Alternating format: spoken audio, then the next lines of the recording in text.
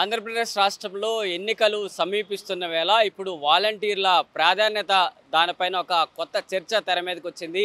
2019 నుంచి ఇప్పటి వరకు కూడా వాలంటీర్లు తమ పరిధిలో గల 50 నుంచి 100 ఇళ్లకు పింఛన్లు కావచ్చు, ప్రతి సేవలో వాలంటీర్లు ముందుకు అడుగులేస్తున్నారు. వీరు ప్రభుత్వం సంబంధించి కార్యకర్తలుగా నడుస్తున్నారు. వీరికి ఎన్నికల విధుల నుంచి దూరంగా పెట్టాలంటూ కూడా ఇటు టీడీపీ, జనసేన రెండు పార్టీలు కూడా ఈసీకి ఫిర్యాదులు అయితే చేశాయి. ఈసీ వారు కూడా దీనికి సంబంధించి ఒక విశ్లేషణ, సమగ్ర రివ్యూల తర్వాత ఈ ఎన్నికల విధుల నుంచి అయితే వాలంటీర్ను తప్పిస్తూ కూడా ఒక సర్క్యులర్ కూడా జారీ చేసింది. ఈ నేపథ్యంలో ప్రతి నెల ఇచ్చే పింఛన్లకు సంబంధించి ఈ నెల మొదటి 2 రోజులు కూడా గడుస్తున్నాయి. మరి ఇప్పటికి కూడా వాలంటీర్లకు సంబంధించి ఇటు పెన్షనర్లకు పెన్షనర్లకు ఇంకా పెన్షన్ ఇవ్వని పరిస్థితులు కనిపిస్తున్నాయి. మరి ఇలాంటి నేపథ్యంలో హైకోర్టుకు కూడా దీనికి సంబంధించి ఒక పిటిషన్ కూడా వెళ్ళింది.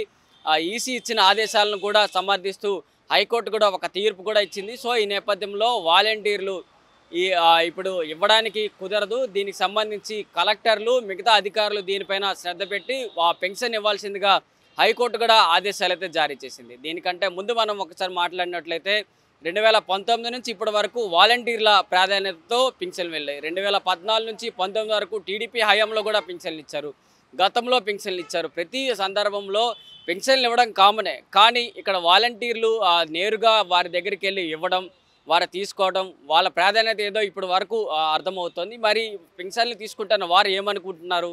వాలంటీర్లు తమ ఇంటి దగ్గర తీసుకొచ్చి ఇస్తున్నారు కాబట్టి మరి ఈ 2-3 నెలలు వారు ఇంటి నుంచి బయటకు కదులుతారా, లేకపోతే ఎవరో తెచ్చి పింఛన్ ఇస్తే మాత్రం తీసుకుంటారా? ఇలాంటి అంశాలకు సంబంధించి పింఛన్లు మాత్రమే దీనికి చెప్పాల్సిన అంశం అయితే ఉంటుంది.